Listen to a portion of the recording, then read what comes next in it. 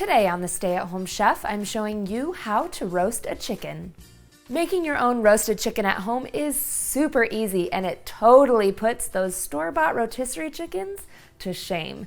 Today I'm going to show you how to make a lemon herb chicken that will quickly become your family favorite. We'll start by making our seasoning mix. You'll need 1.5 teaspoons of salt, 1 teaspoon of dried basil, 1 teaspoon of dried oregano, half a teaspoon of white pepper, 1 teaspoon of paprika, and half a teaspoon of onion powder. And then we'll stir this all together. Set your seasoning to the side. We're going to use a little bit of that to make a compound butter. You'll need 1/4 cup of softened salted butter.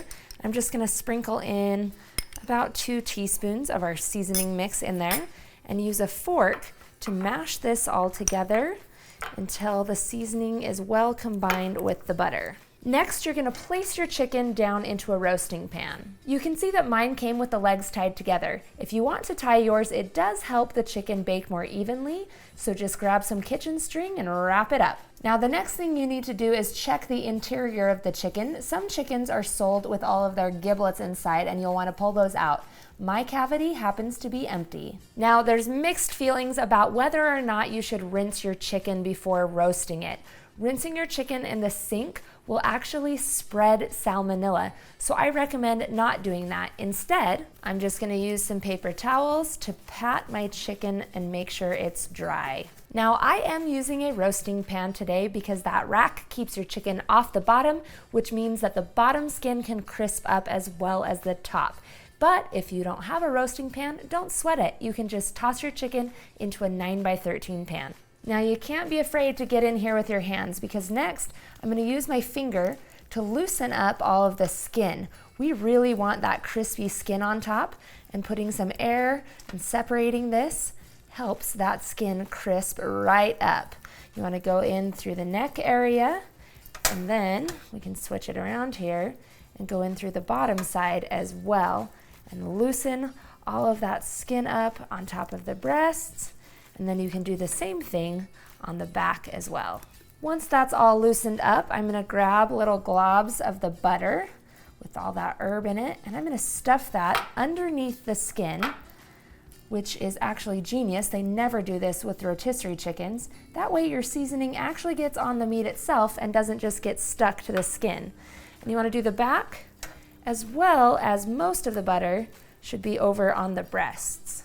Now, I realize it's kind of gross to get in there, and we're not really used to working with our food this closely, but I'm telling you, stuffing that butter and herbs underneath the skin makes all the difference. It's a little bit messy, but I want to get as much butter on top of the breast as possible. And then, of course, wash your hands. Then you're going to take a lemon and cut it in half and squeeze the lemon juice right over the top of the chicken, and I have my chicken breast side up. Then I just stuff those lemon halves inside my chicken, inside that cavity, along with a couple sprigs of rosemary, which will give this some nice aromatics that will flavor our chicken from the inside out. Last, we're going to take the rest of our seasoning mix and sprinkle it right over the top.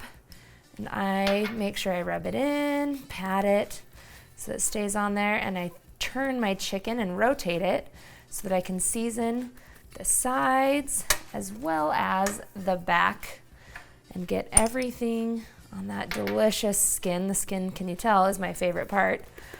Get all of it covered with the seasoning. Now, you could put things like potatoes, carrots, and onions in the bottom and make this a complete meal, but today we're just focusing on the chicken. So next, you're gonna roast this in a 450-degree oven for 20 minutes. After 20 minutes, reduce the heat to 350 degrees. About every 15 to 20 minutes, you want to take your chicken out and use a baster to suck up some of those juices and baste the chicken with its own juices. As it gets close to being done, you also want to insert a meat thermometer in.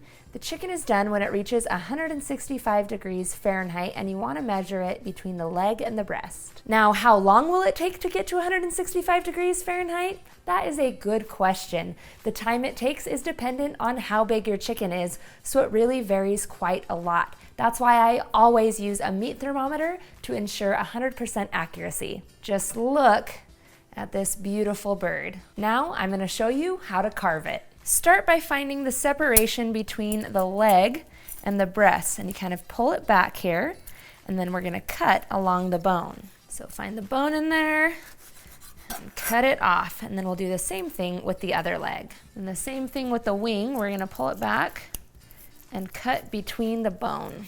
Should pop right through. Then we're going to cut off the backbone, so just cut around the rib cage and you'll pull back the breasts. Then you have your two breasts with a bone running down the middle. So we'll just want to cut that right out. Then pull your drumstick off the thigh.